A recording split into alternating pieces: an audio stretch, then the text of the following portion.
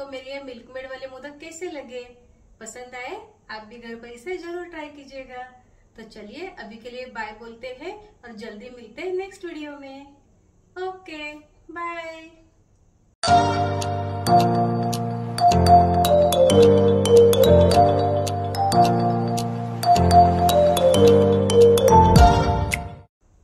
हाय hello नमस्ते, मैं संजीशा कदम मेरे यूट्यूब चैनल पर आपका स्वागत करती हूँ। कैसे आप सब ठीक हो? ऐसे ही रहिएगा। आज मैं वापस एक रेसिपी आपके लिए लेकर आई हूँ। ये मराठी में रेसिपी है क्योंकि ये गणेश जी के मोदक है। आज चतुर्थी है। चतुर्थी के लिए मैंने हमारे यहाँ एनटीपीसी टाउनशिप में जो मंदिर है वहाँ पे मैं प्रसाद चढ़ाऊंगी। उनको सोचा इसकी रेसिपी भी आपके साथ शेयर की जाए, तो इसलिए मैंने ये मोदक की रेसिपी बनाई है। तो चलिए देखते हैं इस मोदक के लिए क्या क्या चाहिए। अलग तरीके के मोदक है ये, आपको भी देखकर बहुत अच्छा लगेगा। आप भी घर पर जरूर ट्राय करेंगे इसको। ठीक है, चलिए फिर रेसिपी देखते हैं।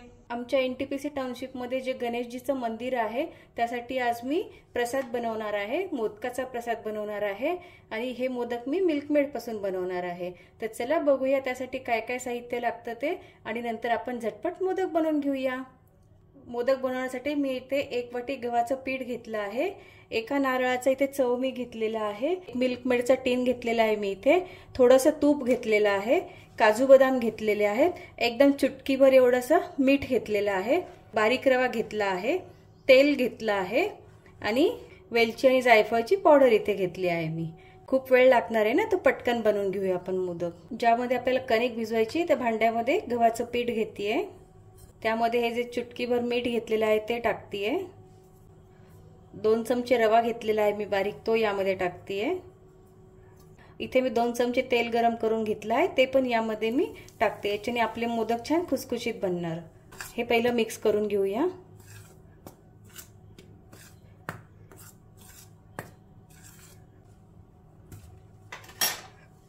आपल्या या साऱ्या वस्तू आहे ना छान मिक्स झाल्या पाहिजेत।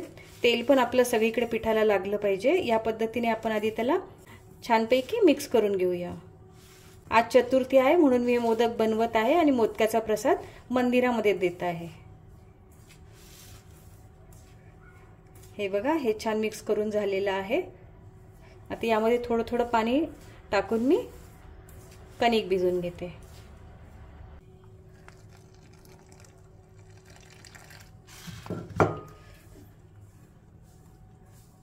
ही कणिक आपल्याला जास्ती घट्ट नाही भिजवायची, तशीच जास्ती सैल पण नाही भिजवायची आहे। मी ही पूर्ण कणिक भिजवून घेते आणि मग तुम्हाला दाखवते की आपलं कणिक कशा पद्धतीने भिजली आहे। हे बघा, या पद्धतीने आपली कणिक भिजून झालेली आहे। मी थोडंसं तेल पण या कणकेसाठी घेतलं आहे आता लावायला वरून, आणि तेल पण मी छानपैकी मिक्स करून घेतलं आहे। या पद्धतीने आपली कणिक भिजून झाली। आता याला मी झाकण ठेवून अर्धा तास रेस्ट करण्यासाठी ठेवते। तोपर्यंत आपण आपलं मोदकाचं सारण बनवून घेऊया। चला, मी इथे एक कढई गरम करून घेतली आहे आणि त्यामध्ये 1 चमचा तूप टाकते। आपलं तूपही छान इथे गरम झालं, त्यामध्ये मी हे नारळाचा चव टाकते।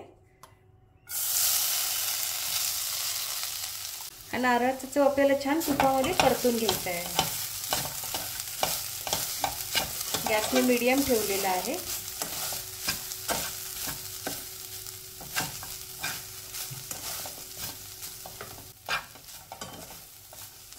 बघा, आपल्या नारळाचा चव छान इथे परतून राहिला आहे। अजून थोडं त्याला परतायचंय।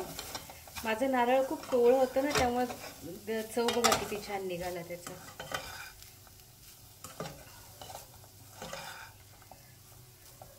एकदम सोपं सारण आहे, पटकन आपलं सारण बनेल। आपल्या नारळाचा चव इथे परतून होतो, मी काजू बदामची पावडर करून घेते। हे बघा, आपल्या नारळाचा चव छान परतून झालेला आहे।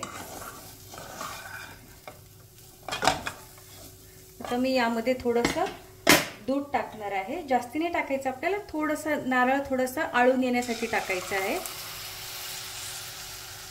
बस। आता हे नारळ छान आळून येऊस तर आपल्याला हे परतून घ्यायचं आहे। यामध्ये तुम्ही खोवा पण नंतर टाकू शकता, पण माझ्याकडे आता खोवा नाहीये। हे बघा, आपल्या नारळाचा चव छान शिजतोय इथे। पूर्ण दूध आटूस्तोवर आपण त्याला शिजवून घेऊया। कोवळं नारळ आहे ना, पटकन शिजणार आहे ते। हे बघा आपल्या नारळाच्या चवचा कलर पण इथे थोडासा गुलाबी गुलाबी हलका झालेला आहे. अजून आपल्याला याला शिजवून घ्यायचं आहे.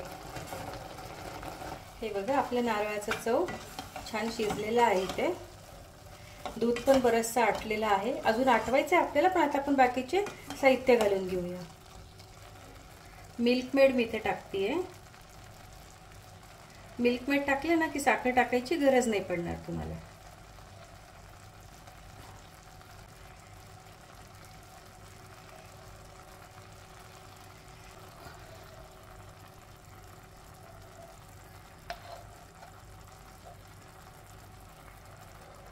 मिल्क मेड आपण छान मिक्स करून घेऊया.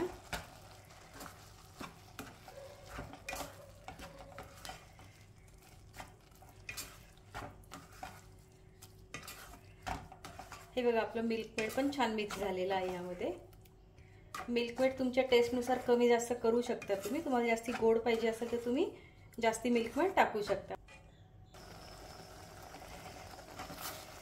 हे मिल्क मेड पण टाकल्यानंतर आहे ना छान आळून घेऊ द्यायचं. नंतर आपण बाकीचं साहित्य घालूया. हे बघा या पद्धतीने आपलं सारण असं झालेलं आहे. अजून थोड्या वेळ आपण त्याला शिजू देऊया.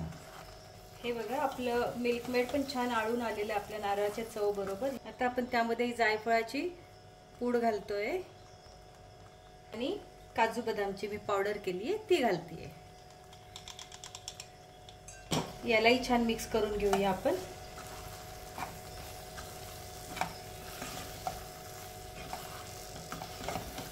हे थंड होईल ना तर अजून जास्ती ते सुकं सुकं होईल.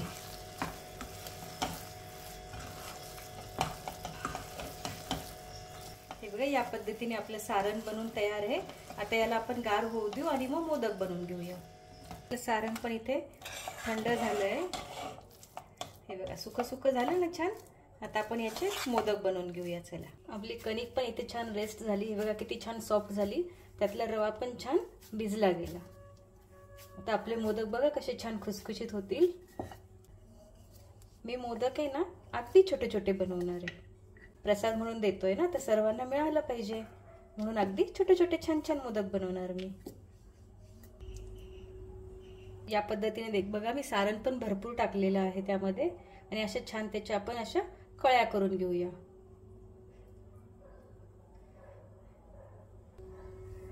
हे बघा आपल्या मोदकाच्या किती छान कळ्या झाल्या बघा तुम्ही. अजून एक मोदक तुम्हाला मी करून दाखवते. असं छोटासा गोळा घ्यायचा आणि छान अशी पुरी सारखं लाटून घ्यायचं.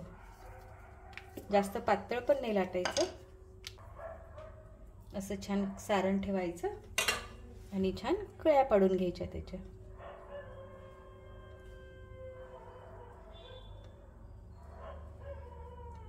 मोदक बनवायला जरासा वेळ लागतो पण खाण्यासाठी तितकीच मजा येते. हे बघा हा पण मोदक आपला किती छान झाल्या. कळ्या बघा किती छान आल्यात बघा. या पद्धतीने ना मी सारे मोदक बनवते आणि नंतर तुम्हाला दाखवते की आपले मोदक कसे बनले. त्यानंतर आपण त्यांना फ्राय करून घेऊया. हे बघा या पद्धतीने आपले मोदक बनवून झालेले आहेत. बघा किती सुंदर दिसताय. कळ्या पण सगळ्यांच्या छान दिसताय. ठीक आहे ना. छान दिसताना आपले मोदक. हे बघा प्रत्येक मोदक आपला छान झालेला आहे. आता मी यांना फ्राय करून घेते. आपले मोदक फ्राय करण्यासाठी मी इथे तेल पण गरम करून घेतलं आहे. आता त्यामध्ये आपण मोदक सोडूया आणि फ्राय करून घेऊया. गॅस मी मीडियम ठेवलेला आहे. आपण त्यांना मीडियम गॅसवर फ्राय करून घेणार आहोत.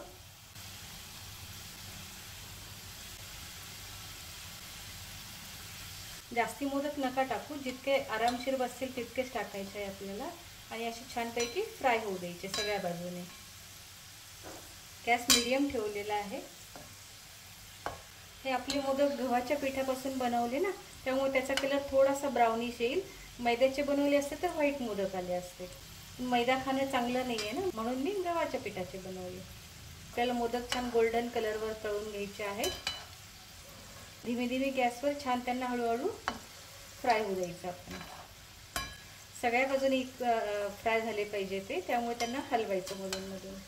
तेल मी भरपूर घेतलेलं आहे कारण आपले मोदक छान फ्राय झाले पाहिजे. बघा सगळ्या बाजूने एकसारखे फ्राय होत आहे ना आपले मोदक. हे मिल्क मेडचे मोदक आहे ना खाण्यासाठी फार छान लागतात. साखरेची गरज पण वाटत नाही मोदकामध्ये.